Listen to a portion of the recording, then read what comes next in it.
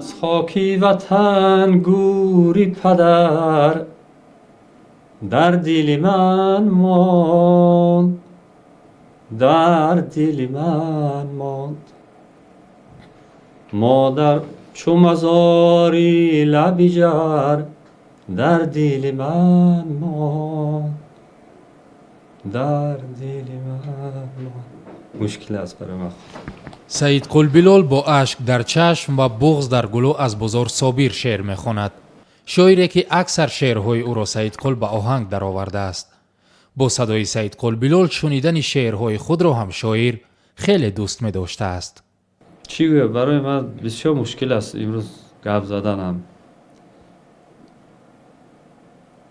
او برای من هم استاد بود، هم دوست بود، هم برادر بود. و گفتی خودش من نمیگویم که او از دار دنیا رفته است، جای او در دیده بود اکنون به دلها رفته است. گریسته گریسته من همین آهنگ آفریدگیم. کسی دل داره همین آهنگ بی‌تفاوت قبول کردن. امروز این هنرمند تمام روز و لحظه های با شاعر بودنش را پیش نظر می آورد.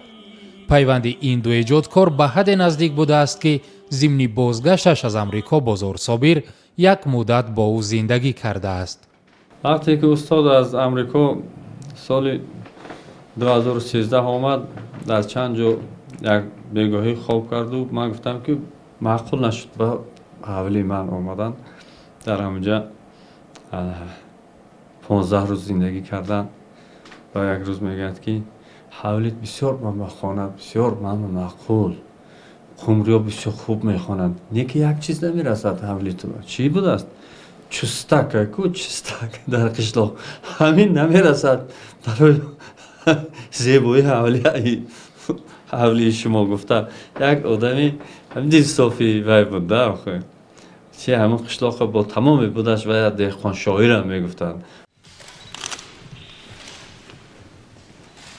بزرگ صابر سال 2013 بعد 25 سال غربت با دعوت پرزیدنت به وطن برگشت. موقع و اندیشه های سیاسی 13 سال پیش او را به مهاجرت برد و مقیم امریکا کرد. بزرگی که امروز پیر و جوان چون یک شاعر وطنسرا و در تصویر به همتا میشناسند، در یاد نسل چون یک چهره سیاسی و مبارز خواهد ماند. بزرگ صابر واقعا یکی از سرآمدان نهضت آزادیخواهی، سرآمدان نهضت دموکراتیک کنانی جامعه و استقلال خواهی و پشتیبانی زبان فارسی تاجیکی در تاجیکستان است. احمدشاه کاملزاده یکی از همصفان او در دوره‌های اول استقلالیت از بزرگ به عنوان یک وکیل عدالت پرور و آزاداندیش یاد می‌کند. همین خصلتش بود که وکیلی و فعالیت سیاسیش دیر دوام نکرد. در پارلمان اون وقت با سخنهای این اعتبار نمیدادند یا با سخنهای همون گروهایی که خیلی آزادیخواه بودند اعتبار نمیدادند و برعکس بدگویی میکردند. برخلاف همین ها بود که اون از پارلمان دست کشید و از مندت دپوتاتی دست کشید و از پارلمان تاجیکستان خارج شد. این هم از روحیه خیلی آزادیخواهی او درنگ میدهد. وگرنه امروز ما کسی را میتونیم پیدا کنیم که مثلا به عنوان یک دپوتات یا نماینده بتواند که برای کدام یک نارضایت خود مندت دپوتاتیشو بگذارد و از او کنار برود. مجسمه عینی خلق همچون پیکری و پیکری چون خلق خیست، کوه خور و پیکری در هیکل بیدار شد. قبل از شروع زندگی پرماجرا شاعر صرف حیات ادبی داشت. تربیه ادیبان جوان و نوقلم به دوش او بود. مسئولیتی مدیریتی بخش نظمی همین مجله ملی صدای شرق رو عهده‌دار بودن. یعنی مهمترین نشریه ملی ادبی ما، نشریه ادبی جمهوری، و اینجا یک حوزه و کانون پرورشی استعدادهای جوان بود، فعال و بیوسته از نظر تحریر میگذراندن آثار جوانان رو، با آنها مشورت میدادن، نخستین دفترهای شعرشان رو به چاپ توصیه میکردن.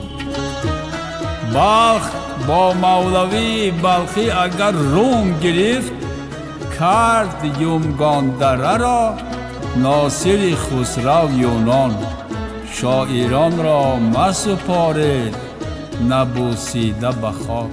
акнун бозор собир дигар нест. аз ӯ фақат шеър монд. шеъре ки бӯи модар, бӯи хоҳар, бӯи қишлоқ мекунад.